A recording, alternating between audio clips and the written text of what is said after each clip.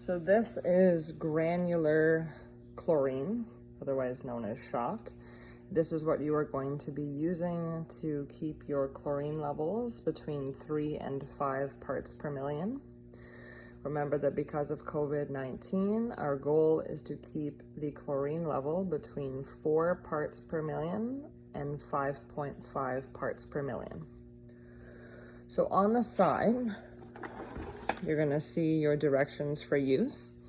When you add this shock into the pool, because it is in granular form, if you just add it directly to the water, it's not going to dissolve very well, and therefore you're going to end up with flakes of chlorine granules all over the pool. So what you want to do first is take a bucket of water, fill the bucket with 10 liters of water minimum, and for every 10 liters of water in the bucket, you can add 1 kilogram of shock. You probably won't need to add that much per 10 liters on a regular basis if you're just trying to maintain your chlorine level, but please remember that you can only add 1 kilogram of shock per every 10 liters of water. You cannot go over that.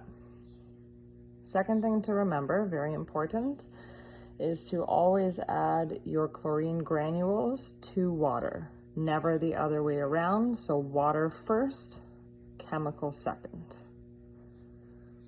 For a regular basis, you're probably only going to need to add 30 grams of granular shock per 10,000 liters of pool water.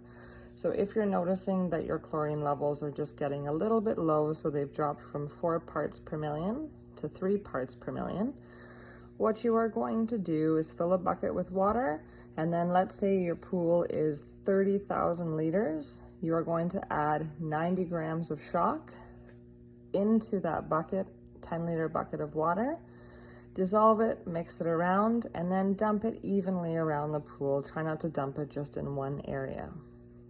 Once a week, you are going to need to superchlorinate the pool water just to make sure that we don't get any algae growth. In order to do that, you are going to put 150 grams of shock into the pool per 10,000 liters of pool water. So again, if we're dealing with a pool that is 30,000 liters, to superchlorinate your pool once a week, you would add 450 grams of shock into the 10 liters of water in your pail, and then spread it out around the pool. Always remember when you're doing this, that you always add the chemical to the water, never the water to the chemical, and be sure to be wearing your proper personal protective equipment.